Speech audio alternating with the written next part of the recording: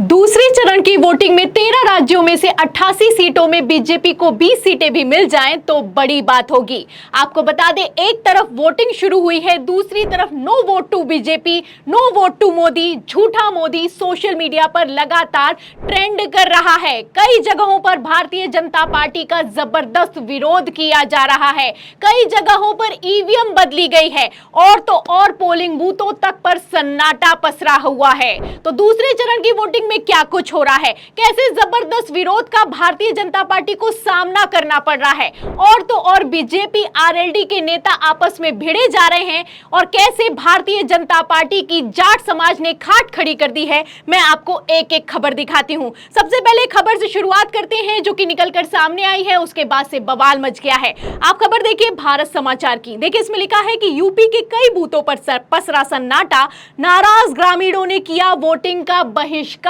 तो आप तस्वीरें देख सकते हैं कि किस तरीके से सन्नाटा पसरा हुआ है, परिंदा तक पर मारने के लिए तैयार नहीं है। ये हाल हो चुका है पोलिंग बूथों का। उत्तर प्रदेश की 8 सीटों पर वोटिंग होने वाली है और 8 की 8 सीटों पर मैं आपको बता दूं भारतीय जनता पार्टी की हालत खराब दिखाई दे रही है। और सबसे ज्यादा अगर बात की जाए तो बागपत में तो जबरदस्त विरोध हो रहा है। बागपत की तस्वीरें आप देख सकते हैं, खबर भी मौजूद है, तस्वीरें भी निकलकर सामने आई और खबर में लिखा भी है कि बागपत ग्रामीणों ने मतदान का बहिष्कार किया। इब्राहिमपुर गावडी गांव मतदान बहिष्कार, गांव में विकास कार्य न होने से मतदान बहिष्कार। छपरौली विधानसभा में आता है इब्राहिमपुर गावडी गांव। तो आप देख सकते हैं कि पूरे के पूरे गांव ने भारतीय जनता पार्टी के खिलाफ विरोध प्रदर्शन तो किया ही है, उसी के साथ मतदान का बहिष्कार कर दिया है। अगर बागपत की ही बात की जाए तो यहां पर वोटिंग तो हो नहीं रही, लेकिन हां ईवीएम जरूर बदली गई है। खबर आप देखिए भास्कर की, इसमें लिखा भी है कि बागपत में लोकसभा चुनाव के लिए वोटिंग 9 बजे तक 11% मतदान,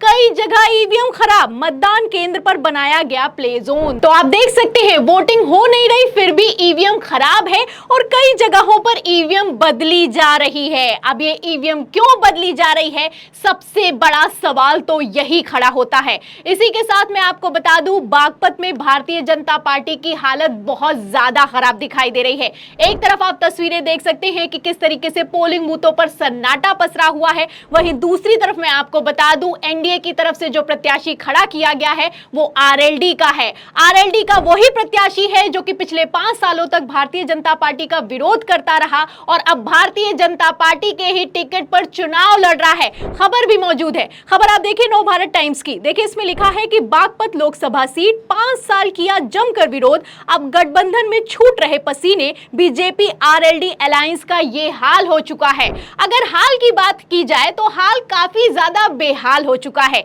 एक और खबर आपको मैं दिखाती हूँ, खबर आप देखिए जनसत्ता की। देखिए इसमें लिखा है कि लोकसभा इलेक्शंस, बागपत में भिड़े आरएलडी बीजेपी कार्यकर्ता, मामला बढ़ता देख भागे जयंत चौधरी के प्रत्याशी। तो जयंत चौधरी के प्रत्याशी का इतना बुरा हाल हो चुका है कि वहां पर जाट समाज तो विरोध कर ही रहा है, ग्रामीणों ने तो मतदान का बहिष्कार कर ही दिया है, उसी के साथ बीजेपी और आरएलडी के नेता ही आपस में भिड़े जा रहे हैं और इतनी हालत खराब हो चुकी है कि ये लोग जयंत चौधरी की सभा तक में कंट्रोल नहीं कर पा रहे हैं। खबर देखिए इसमें लिखा है कि जयंत की रैली में बीजेपी नेता को दौड़ा दौड़ा कर पीटा, गठबंधन में दिखने लगी है दरार। तो दरार कितनी तगड़ी है और इस दरार का असर किस तरीके से वोटिंग में दिखाई दे रहा है, आप तस्वीरों से, खबरों से और पोलिंग बूथ के नजारे से अंदाजा लगा सकते हैं। और सिर्फ इतना ही नहीं है, आपको बता दें अगर बागपत की ही मैं बात करूं तो बागपत में इतना जबरदस्त विरोध है कि महिला प्रकोष्ठ अध्यक्ष जो कि आरएलडी से जुड़ी हुई हैं, उन्होंने मोदी योगी के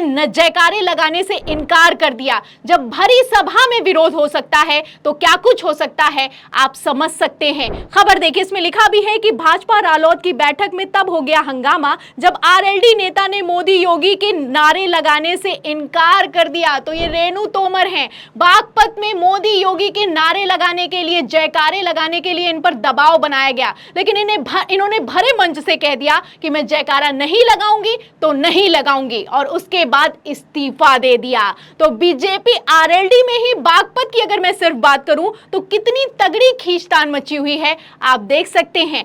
आपसी में ये लोग लड़े मरे जा रहे हैं और जहां तक रही जाट समाज की बात, जाट समाज तो नाराज ही है। देखिए इसमें लिखा भी है खबर में कि वोट की चोट से देंगे जवाब, जाट जाट समाज ने की बीजेपी के खिलाफ 13 अप्रैल को महापंचायत की घोषणा। तो वोट की चोट से जवाब देंगे, वोट भी किया जा रहा है, चोट से जवाब भी देने की तैयारी, और उसी के साथ आप देख सकते हैं कि मतदान का बहिष्कार भी हो चुका है।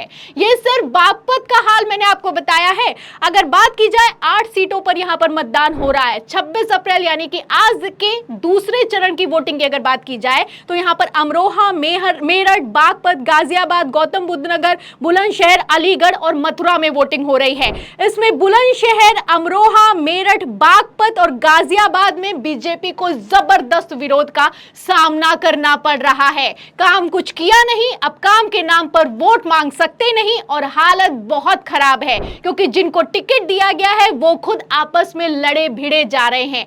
दावा तो किया गया है कि 80 में से 80 सीटें जीतेंगे उत्तर प्रदेश में, लेकिन हाल क्या हो चुका है आप दूसरे चरण की वोटिंग से ही अंदाजा लगा सकते हैं। और अगर बागपत का ही मैं आपको सर्वे दिखाऊं तो जब हमने सवाल किया है तो बागपत में एनडीए का जो प्रत्याशी है वो एक तरफा हारता हुआ नजर आ रहा है। देखिए इसमें लिखा भी है कि लोकसभा चुनाव 2024 में कौन जीतेगा बागपत सीट, राजकुमार सांगवान आरएलडी से, अमरपाल इंडिया गठबंधन से और प्रवीण बंसल बीएसपी से। तो पब्लिक ने बढ़ चढ़कर वोट किया है। आपको बता दें हमारे चैनल पर 4 मिलियन के सब्सक्राइबर हैं और इसमें ज्यादातर का कहना है कि इंडिया गठबंधन का प्रत्याशी जीतेगा और जो एनडीए का प्रत्याशी है वो बुरी तरीके से हारेगा। आप देख सकते हैं कि अमरपाल के नाम पर 90% तक वोटिंग की गई है। ये हाल है, ये खबरें हैं। दूसरे चरण की वोटिंग शुरू हुई है। भारतीय जनता पार्टी की हालत टाइट दिखाई दे रही है। पहले चरण में आप जानते हैं कि किस तरीके से बीजेपी का ग्राफ धड़ाम हो गया। उसके बाद प्रधानमंत्री नरेंद्र मोदी ने हिंदू मुसलमान से लेकर मंगलसूत्र तक शुरू कर दिया, लेकिन अब उससे भी बात बनती हुई नजर नहीं आ रही है। ये खबरें अपने आप में साफ करती हुई नजर आ रही हैं। तो इन खबरों पर आपको क्या लगता है? आपकी क्या राय है कि उत्तर प्रदेश की 8 सीटों में से बीजेपी को कितनी सीटें मिलेंगी? और अगर ऑल ओवर बात की जाए 88 सीटों की, जिसमें 12 राज्यों के 88 सीटों पर मतदान हो रहा है, इसमें भारतीय जनता पार्टी को कितनी सीटें मिलने वाली हैं? इस सवाल के जवाब में आपकी क्या राय है हमें कमेंट बॉक्स में जरूर लिखें। वीडियो को ज्यादा से ज्यादा शेयर करें, हमारे चैनल को लाइक करें, सब्सक्राइब करें, ज्वाइन करें। फिर मिलती हूं अगली खबर के साथ, तब तक के लिए धन्यवाद।